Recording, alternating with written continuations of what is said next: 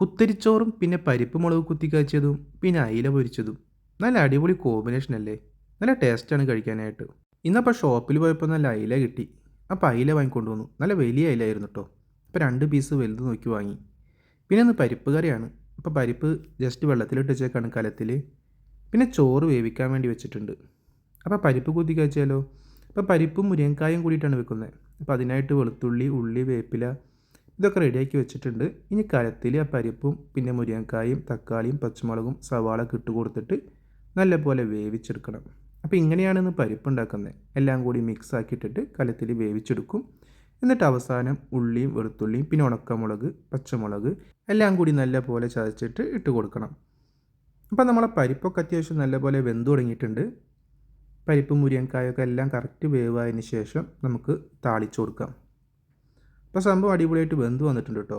ഇനി ഒരു ചട്ടി വെച്ചിട്ട് അതിലേക്ക് വെളിച്ചെണ്ണ ഒഴിച്ച് കടുക് കാച്ചണം. അതിനുശേഷം നമ്മൾ ചതച്ച് വെച്ചിട്ടുള്ള ആ ഉള്ളിയും പിന്നെ അതുപോലെ മുളകും വെളുത്തുള്ളിയൊക്കെ കൂടിയിട്ട് നല്ലപോലെ മൂപ്പിച്ചെടുക്കണം കേട്ടോ വെളിച്ചെണ്ണയിൽ. അപ്പോൾ നല്ലപോലെ റെഡിയായി വന്നു കഴിഞ്ഞ് കഴിഞ്ഞാൽ നമുക്ക് പരിപ്പിലോട്ട് ഒഴിച്ച് കൊടുക്കാം. അത്രേ ഉള്ളൂ. അപ്പോൾ നമ്മുടെ മീൻ വറുക്കാൻ വെച്ചിട്ടുണ്ട് അതിൻ്റെ ഇടയ്ക്ക്. അപ്പോൾ എല്ലാം കൂടി ഒരുമിച്ച് തന്നെ റെഡിയാക്കി എടുക്കാമല്ലോ. പിന്നെ ചോറ് റെഡിയായി കഴിഞ്ഞ് കഴിഞ്ഞാൽ നമുക്ക് കഴിക്കാം. അപ്പോൾ പെട്ടെന്ന് തന്നെ എല്ലാം കൂടി ഒരുമിച്ചിട്ടാണ് ഉണ്ടാക്കുന്നത്. അപ്പോൾ അതിലാണെങ്കിൽ നല്ല വെളുത്തുള്ളി ഇഞ്ചി പിന്നെ അതുപോലെ ലൈമ് പിന്നെ അതുപോലെ വേപ്പില ഇതെല്ലാം കൂടി ചേർത്ത് മസാല ഒക്കെ ഉണ്ടാക്കിയിട്ടാണ് ഫ്രൈ ചെയ്യുന്നത്. ഇനി നമ്മളെ പരിപ്പിലേക്ക് താളിച്ച് കൊടുക്കാം. അപ്പോൾ സംഭവം സിമ്പിളായിട്ട് ഉണ്ടാക്കാം കേട്ടോ.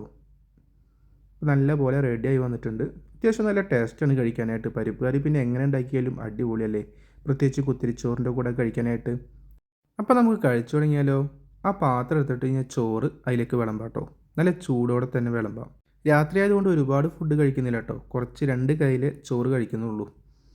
അപ്പോൾ നാളെ ഓഫീസിലോട്ട് പോകുമ്പോൾ കൊണ്ടുപോവുകയും ചെയ്യാം. അങ്ങനെയാണ് ഇപ്പോൾ രാത്രി ഉണ്ടാക്കിയത്. അപ്പോൾ അതിന് കുറച്ച് കഴിക്കുകയാണ്. അപ്പോൾ കുറച്ച് പരിപ്പും മുരിങ്ങക്കായും കൂടിയിട്ട് ചോറിലോട്ട് ഒഴിച്ചു കൊടുക്കാം. പരിപ്പാണെങ്കിലും ചോറാണെങ്കിലും നല്ല ചൂടാണ് കേട്ടോ. അപ്പോൾ ചൂട്ടോടെ തന്നെ കഴിക്കണം. പിന്നെ മീൻ വറുത്താണെങ്കിലും നല്ല ചൂടോടെ തന്നെ ഇപ്പോൾ തന്നെ ഫ്രൈ ചെയ്തിട്ടുള്ളൂ. അപ്പം തലയുടെ പീസ് എടുത്തിട്ട് പറഞ്ഞാൽ ചോറിൻ്റെ സൈഡിലോട്ട് വെക്കാം. പിന്നെ ചമ്മന്തി ഉണ്ടാക്കിയിട്ടുണ്ടായിരുന്നു. ചെമ്മീൻ ചമ്മന്തിയാണ്. അത് ഉച്ചയ്ക്ക് ഉണ്ടാക്കിയാണ്. അപ്പോൾ അതിൽ ബാക്കിയുള്ളതാണ്.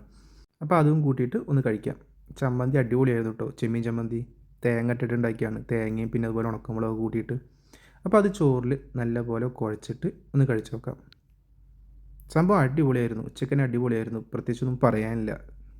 ഇനി നമുക്ക് ആ പരിപ്പ് കറി കൂട്ടിയിട്ട് കഴിച്ച് നോക്കാം. ആ മുരിങ്ങക്കായിൽ നിന്ന് കുറച്ച് അതിൻ്റെ കഴമ്പൊക്കെ എടുത്തിട്ട് ആ ചോറിലോട്ട് വെച്ചിട്ട് നല്ലപോലെ കുഴച്ച് ആ മീൻ വറുത്തിയെന്ന് ഒരു പീസ് എടുത്തിട്ട് കഴിച്ച് നോക്കാം. മീൻ നല്ല അത്യാവശ്യം നല്ല ഫ്രഷാണ് കേട്ടോ. പിന്നെ മസാല ആണെങ്കിൽ അടിപൊളിയാണ്.